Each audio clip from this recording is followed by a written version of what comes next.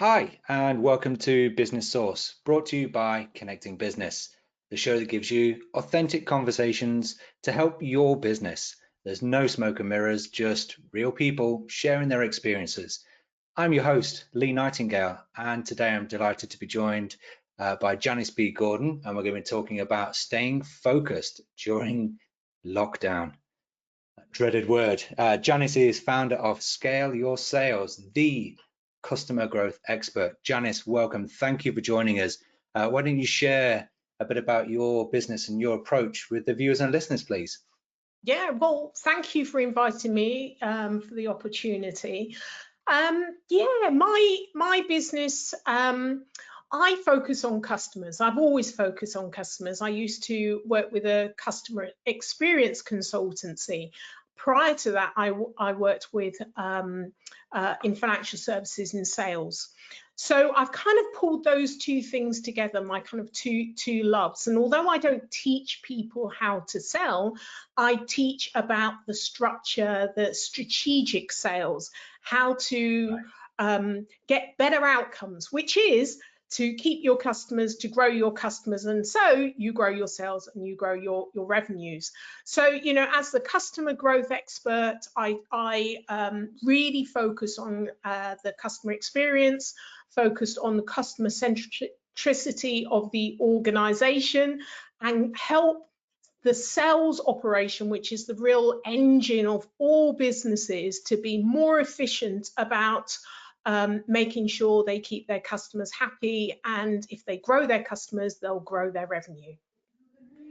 Wow, yeah, so something I'm very passionate about, and something I've got quite a lot of beef with when it comes to the difference between focus on new customer acquisition versus existing customer, client retention rates, and how the new clients always get the better deal. And once you're brought on board as a customer, you get that initial love for the first 3 or 4 months where you get going, and then nothing until you get that dreaded phone call for, hey, your renewal is due. Are you going to renew? Yeah, I mean, I hope that businesses have learned now in a renewal environment that that's not going to cut it. There's got to be interaction in between, those relationships. So I'm really interested to get your expert opinion on the kind of gotchas, the flaws, the mistakes that you've been seeing businesses or people making that people on this podcast can perhaps learn from. Well, you know, it's that bad practice of focusing on acquisition of customers. You can take it on two levels. Salespeople, B2B salespeople, are trained to sell. And that training is about prospecting and it's about closing deals. So the greater majority of the focus that they're trained to do is around acquisition. And for a long time, retention of customers, we didn't have customer success. So they kind of fell through the wayside. The really good salespeople realize that there's still a lot of value in that relationship.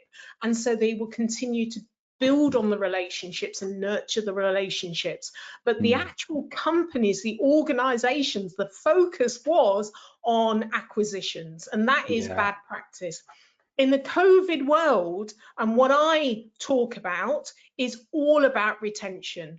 If you're recruiting, prospecting, the likelihood of you gaining a customer out of that is only between 5 and 20%.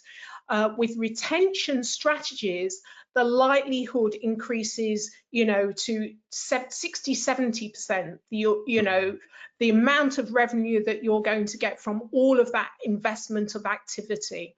So it just makes sense. The customers that already love you, and even that figure is the customers you've lost. It's easier to bring them back than it is to gain a customer that knows nothing about you. It absolutely makes sense. But then on the other side, from whether it's B to C side, I don't know about you, because you talked about your experience. It's created a whole new industry. And the people like us that are savvy, every year I get on the phone, don't I? And I'm actually shopping around for the best deal, because I know unless I'm a new customer, I'm going to get a best deal. So we're kind of Yeah. beating the companies. The thing is, it's costing them more money. It's a pit that's just going absolutely nowhere because of this bad practice. The customer always wins. When I worked at the customer experience consultancy, I realized that customers always know the shortcuts. You know, it doesn't matter what Yeah. route you or journey you've planned for the customer, they're always going to find the quickest, easiest. It's like water, you know, they're always going to find the best route. And so it doesn't matter what barriers companies put up in place, customers always find the better route. So it is a ridiculous situation, and yes, companies should stop doing that now. Yeah, it's an interesting one, because people who are responsible for buying within businesses go on buyer courses to learn how to navigate the sales tactics from people that are going to be calling them. And it's interesting that so obviously those people that are in that world take that skill within their personal life and their home life and their contracts and bills and everything but if you're not trained in that, then I guess historically you haven't known to do that. But in actual fact, what I'm seeing now, and it sounds like you're seeing the same, is pretty much all home consumers have switched on to the fact that they're getting screwed. I'm gonna say it's screwed by a lot of businesses who don't seem to value them as a customer. They say they do and all the rest of it, but why is it taking for me to call you as my supplier to say, hey, I'm disgruntled because that advert you put out on TV essentially says you don't care about me, all you care about is winning new business, and you've done me a deal to join, and now I'm paying more than those people that are joining you. And hang on a minute, I'm giving you money already. You've already got over the hurdle of getting me to start buying from you, which is the hard part. Me parting with my personal cash and or business cash. You've overcome that. I've started paying you. So why don't you reward that loyalty? And that's something we do at Connecting Business. So we don't discount for new business. We make it quite clear with prospects that that's not something that we do. What we do is we give preferential rates to existing clients. So once you've done that first deal, we've worked out how the relationship's going to work, and maybe it's just a small project to start with. Doesn't matter how big or small the project is. Let's work out that working relationship, see if there's a longer lasting relationship, and if there is, over the duration of your journey with us, your life cycle with us, you'll benefit from preferential rates. So we've chosen to do it that way. Now, some might argue, well, you're losing revenue over a longer period. Well, I'm not, because I'm retaining those clients, whereas they would have gone if I'd have put prices up after that initial deal. Now they feel like they're not getting as good a deal as they got when they first came with me, and now they're feeling disgruntled. So it's I've chosen to go down that road and support customer retention by ensuring that they feel like they're getting value from us and are a valued client. Interesting, huh? Well, I think that companies are slowly switching onto it. A lot of new companies are understanding that they need to do things in a different way, and they're winning customers. Companies that have bad practices are, customers vote with their feet. So yeah. But take the leading TV provider in this country. Won't mention any names, but you end up with a bill of over £100. Everything creeps up. This add-on, that add-on, phone, broadband, TV package, sports, films, kids, all the rest of it, and all of a sudden you're in for £120 a month, which is extortionate. So you call them up and ask to be put through to the I'm leaving department, and immediately you get it at like 2/3 the price or half the price. They always do something to keep you. I'm like, well, why don't you just give everybody that price anyway? Then no one would have to go through this charade and pain and stress, and the customer perception of you would be far greater. That you wouldn't have to have such a big customer retainment department because there wouldn't be that many calls coming in. So it's fascinating with that one. But it's the same with the banks and the mobile phone companies. They're always giving those deals to those new customers. But jumping back to the customer success team, what I'm finding with the clients that we've got and we're working with and have worked with, that are subscription based or have renewals. They aren't just one-off sales of a product. They are slowly bringing in this term of customer success, where their only focus is, how is the customer using our product? Are they getting the most value from it? Are they logging in? If they're not logging in within X period, let's give them a call. Have they dropped? Has their usage dropped heavily? Are they going over? Let's look at that whole customer journey and experience, and how they are interacting with this product or service that they've purchased from us, to make sure that they remain happy. So I'm certainly starting to see more of that, which is good news. Yeah. So is this then where you are able to support businesses in that particular department? So you wouldn't necessarily focus on that bit earlier you mentioned about the prospecting, new business acquisition. You're focused on that sort of customer retention area, or just the whole customer experience? Well, it's all part of the same thing, really. Much of what you said is very much at a tactical level. And this is why I work very much more at a strategic level, because it really needs to come from the top of all companies, realizing that, you've got to have the customer at the seat of the table, and every decision that you make in a business you have to have the mindset of thinking, how is that affecting the customer, rather than the old mindset of how is that affecting me? How much money am I going to get out of that? And so unless you have that message that's part of the purpose of the company. We all set up wanting to do well for our customers, but that gets lost in transition as companies grow and as they, kind of get more mature. You've really got to have that coming from the top. The company, I think it's changing a lot of, this, what you were talking about before about bad practice. They're having to change, and I think in this environment, with COVID, they are forced to change, because customers are very discerning, buyers are very discerning. With the economy struggling, the revenues are tight, and companies are looking to cut costs. So you have the COVID committees within organisations are really looking to make sure that whatever decision they make is impartial, and that the risks are spread.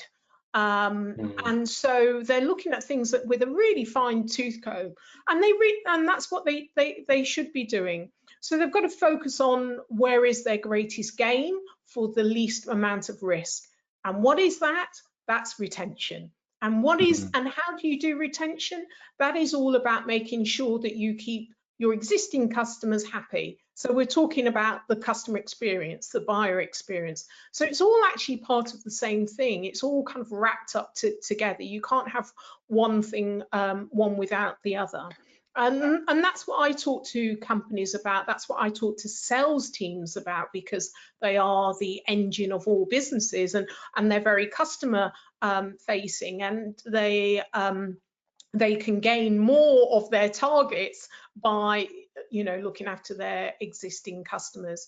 At Cranfield School of Management, I've done some delivery of in-company projects around key account management, and so I continue to talk about the benefits of looking after your Parento's principle top 20 customers, bringing 80% of your revenue, and maintaining and growing, not only securing more of those types of key customers. With some businesses, you could grow your one other key customer and double your revenue. I mean, it's as simple as that. Yeah, but that rings true. I mean, the clients that I've worked with, and some that I still am, when you look at where their revenue is coming from, and it's not necessarily, obviously there's the risk associated with the 80-20 and 80% of the revenue coming from 20% of the clients, but how much effort is it taking for the business to service and support those 20%? Because if it's having a detriment, the reason why you're not growing and not having time to focus on other clients is because you're focusing on those 20, then is it worth it? Yes, you always get those. absolutely. Well, And it isn't a risk. You get the It needy isn't a clients risk. though. Sorry? You get the over needy clients, the ones that demand Okay, far too much of your time. what we're talking about, the 80-20, is your most valued customers. Your needy clients aren't necessarily your most valued customers. So the whole looking at the productivity of your clients and really identifying who are your key clients, who are your top 20, the analysis you would do isn't necessarily the ones that are giving you the highest revenue. Often that is the case, but it could be strategically important to you. Who are the people that are recommending other good people to you? So, if you have 20% of those people, or 10% of those people that give you a majority of the revenue, if you didn't spend so much time on those needy ones, the ones that want your time but give you very little money, can you imagine if and I get companies to cull their client bank. So you could be spending 70% of your time on revenue generating clients that only give you 20% of your business. Now, imagine if you culled that bit. You've now just gained 70% of your time. Can you imagine if you took some of that time to focus on growing your existing clients that are giving you 60, 70, 8% of your business? How much easier is it for you to focus on those and grow them? The reason why you're not growing them is because you're spending so much time on the other 80% that are costing you money. When you actually do the figures, companies don't do that. They don't actually look at what customers are costing them. They don't really calculate all the time they spend on customers. As soon as you do that, most of them are completely shocked. They're completely shocked. And this is just a wise investment of your business, really. So, there isn't a risk to it. It's just good business sense.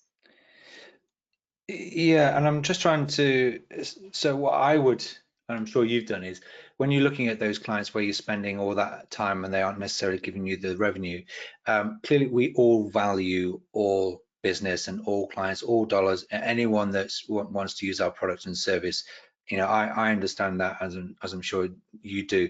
For me, I would be looking at, why are we spending so much time? What's the compounding factors that's resulting in us having to spend that time?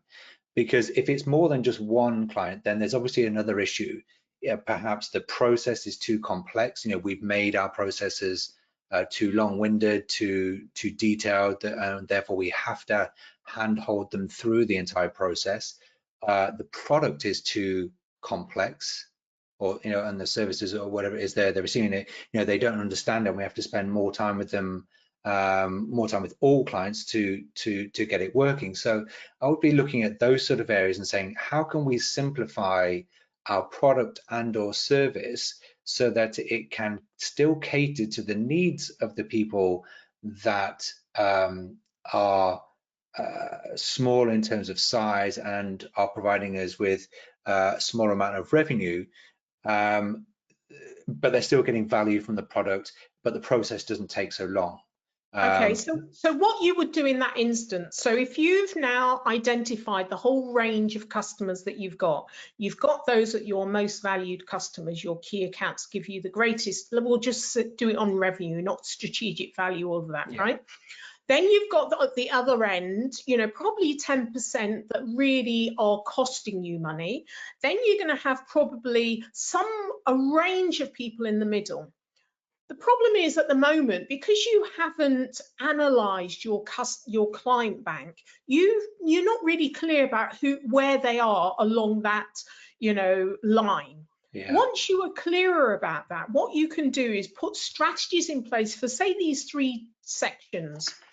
I would still get you to cull the lower sections, but you've obviously got to identify that you're culling the right people. Then you've got the higher section, the key accounts. Each account would have its own strategy because you want to grow them and you want to nurture them. So you're not treating them as one great big blob. Then you've got those in the middle. You're going to have a variety of strategies depending on your analysis as to what type of clients they are. Some of them might be your key clients in the future. There may be some technologies that you have that you can share, relationships, all of that. So you're going to create a strategy for that lump of potential growth clients.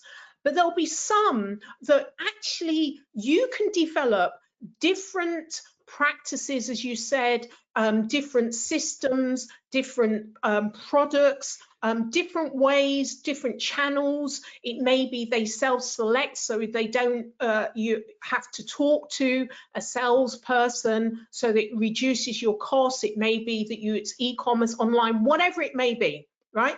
You're saying about your product is takes a long time for the customer, the user. That's a problem in your product, Yeah. And it's a good thing to identify that actually your product is costing you money and you're probably losing a lot of customers. You need to do that anyway. But in terms of making sure you're putting the right investment into each of your categories of customers, making it easier for your customer to have the kind of service that they want.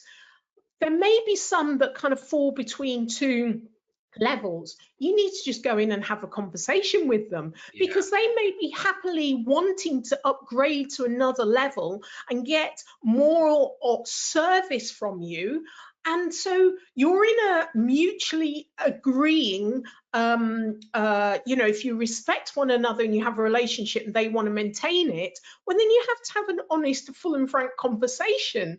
And most companies either decide that they're going to go down a level because they're happy to use the e-commerce, or they want to go up a level, knowing full well they've got to grow the relationship, the revenues, whatever it may be. But we've got to just be honest about this, really, and have those kind of conversations. But the fact is, you can't unless you know who your customers are, who the most valued ones are, who are the ones that are costing you money, who are the ones that have most potential. You can't make those strategic decisions and put those strategies in place unless you've done that work. Agreed. That's the fantastic advice there, Janice. Something I guess I was mildly aware of, and I've probably had a case of the builder that never works on his own house. We're obviously thankfully busy helping clients with their implementations, and need to spend more time in-house on our own data and processes, as with everybody. So that's a great one there. So learning to invest my time appropriately in the right categories. We've got to understand your customers first, and then the whole experience end to end. How is it working for clients that sit within each of those different categories? So yeah, fantastic. Appreciate that. Thank you. So have you identified, by what I'm saying, some customers where you think, actually, perhaps I need to have a conversation, or I need to vary the service in the way that I do it, because they might be, at one end or the other? Thanks for that putting me on the spot question. I would say that we had a customer in the past where that was a case, where there was a disconnect between the service they were receiving and the price they were paying, and we parted ways.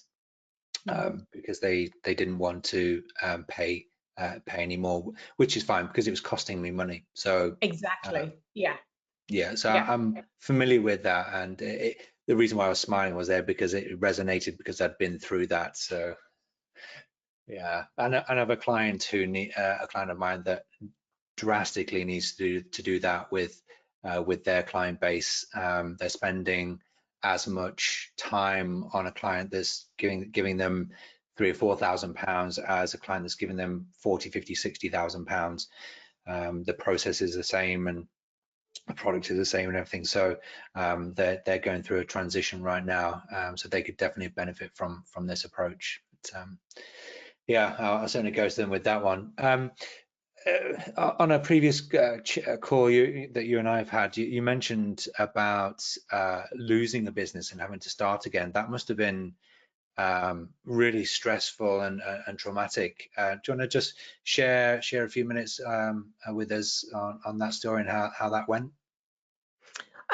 Yeah, well, I think that obviously there's a lot of people currently, there's a lot of demands on smaller businesses. They haven't had as much help from the government as a lot of the larger businesses in the furlough scheme. So there is this campaign about the 3 million excluded from the government. And you know, it's yeah, exactly. That's You know, right. a lot of us resonate with that. You know, I think one of the problems, to be fair to the government, it's if I'm a limited company, but there are lots of companies that are sole traders, and so they're very difficult to identify.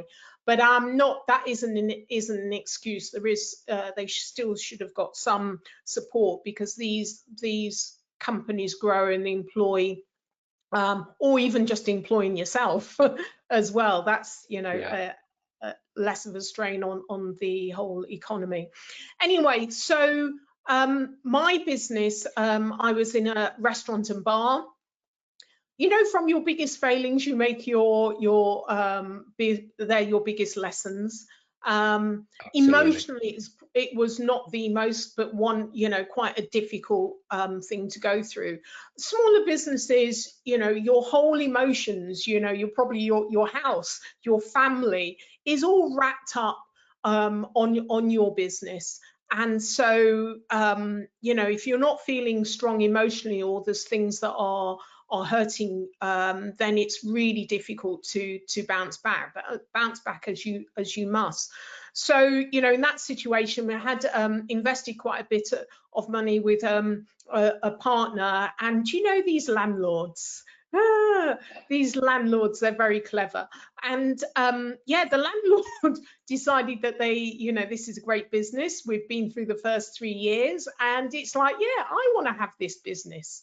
So yeah, the landlord did all these different strategies because it was a leased property and Right. they had apartments above. And yeah, so in the end, the council told us that they were getting lots of calls about infestations and different kind of things. They kept coming and checking, and there's nothing there. And they eventually told us who they think is behind it. You know, so it Oh, was just, joy. we had like a horrendous time. You know, because sometimes you have enemies and you don't know who the enemies are, and to your face they're really nice, and you know, they're then conniving behind you. We didn't have a great lease. That's a massive lesson. We also, the kind of you know, yeah, there's lots of things that happen, but in the end, it's like, once you've invested in business, I realized the law isn't about whether you're right. It's actually about whether you've got enough money to prove that you're right. Because if you have someone else in law that has made a decision of what they want to do and how they're going to use the law to do it, and they're going to stonewall and delay, then every time that happens, add another 10,000. Every time that happens, add another year and another 10,000. So, you know, you have got to make decisions about, and it's a really hard decision because really, once you invest emotionally in something, it's like you know, losing your own child, really. It's really hard to walk away. It's so hard to walk away. Yeah. But otherwise, you either walk away or you lose the other half of your house, you know, kind of thing, really, because this Sure. is a 5-year fight going through the courts, because the court system is notoriously slow. And so I had lots of conversations with barristers and lawyers and all of that. And, you know, they know the legal world, and they're kind of giving you the various scenarios, and none of them look good. Do I want to spend No. the next 5 years to, you know, kind of get back into a business that by the time I get back into it, it's actually no longer my business? Plus, I've spent another £100,000 proving that I was right. You know, Yeah. these are the kind of decisions you need to make. So, yeah, it was really hard. And then there's lots of people now that are running small businesses that are really struggling, that are in debt, that haven't had support by from the government, and you know, they've got really hard decisions to make. And I really do feel for them, because it's not like an arm's length business. This is your heart. You know, really, this is your heart that you're having to make decisions about. These are people I was employing about 20 people.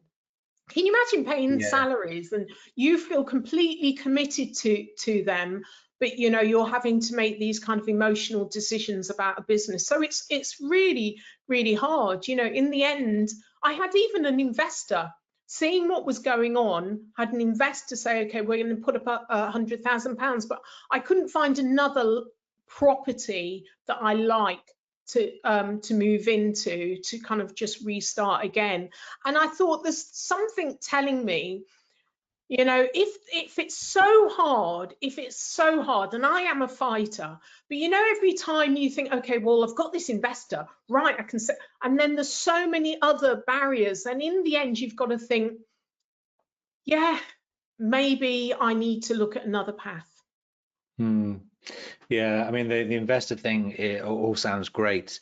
That someone sees value in the product and or service that you've come up with, but then they're taking a piece of it, and you know, so at what cost? You know, how aggressively do they want a return on their money, or before they exit, or what stake in the business have they requested? You know, forever. You know, are they sort of taking such a big chunk out of the business that you aren't going to really see anything out of it that justifies the effort put in? So I I can don't think, well, understand. I certainly don't believe that would have been the case with mine. We'd already kind of negotiated what it would be, and it was very favourable. And the reason why it was very favourable is because it wasn't necessarily a VC. It was people that came into the business. They knew me, they could see what I was doing, they believed in me, and you know, they could see that it would be a good investment. And so, yeah, it wasn't, not all investors are evil VCs that are going to kind of like, yeah, so that certainly wouldn't have been my case, because we had a pre-existing relationship. But I tell you what, it was one of the things that picked me up off the floor. You know, just having someone that sees you and recognizes your worth. When you go through a challenging situation, you do tend to go down on yourself and think that you're useless, this is all your fault, and all of that, naturally. But to then to have someone say that, you know, they're going to put in a huge amount of money behind you was, you know, quite a revelation, really. So it helped me to get out of bed, you know, after the second day. Excellent, excellent. Janice, someone as skilled as yourself and as learned as yourself, you must have some fantastic books that you've read that have guided you, nurtured you, been influential on your career, or perhaps have helped more recently. I understand you've got a couple of books that you'd like to share with us. I have, but you know what? I forgot my own book as well. I should actually show you that, Wow, really. we should definitely share that one. Yeah, I should put that one. Yeah, Business Evolution. This one goes into the essential 4 Ps, and it comes out of my experience. But you know what I realized? I realized that, you know, people, if you're as a smaller business, people buy you. And even for larger businesses as well, they buy you before they buy the product and the service. So you've really got to have the personality and decide what that is by your core values. And then I talk about customer experience as well, making sure that, you know, you deliver the experience your customers want so they keep coming back for more, being clear about your purpose, and also the processes as well, how you deliver the experience to the customer. But the other books that I've read recently, I've read lots in lockdown. This is, you know, my book list are my side table. By the end of the year, I have to put them away because the side table is kind of like top heavy with the amount of books I never got to. So yeah, but I did go through quite a lot, and one of which was the chimp paradox by Professor Steve Peters. And this was great reading during lockdown because it's really about, you know, that kind of that chatter in your head that Self-talk, and it really helps you to understand where that comes from, why it's so strong and so compelling. So I would highly recommend people read the chimp paradox. So that's one that I would say. Another one was Rebel Ideas by Matthew Side, and I've got in touch with him on LinkedIn, and I really like the way he talks about gender diversity. I've been, I mean, it's my life. I'm a black woman in England, you know, so from the 1990s, I've, you know, been involved in the gender issue and diversity and things like that when it wasn't so popular in the UK. And so I'm quite opinionated about it because I've got an experience to share, although I don't call myself a guru or specialist.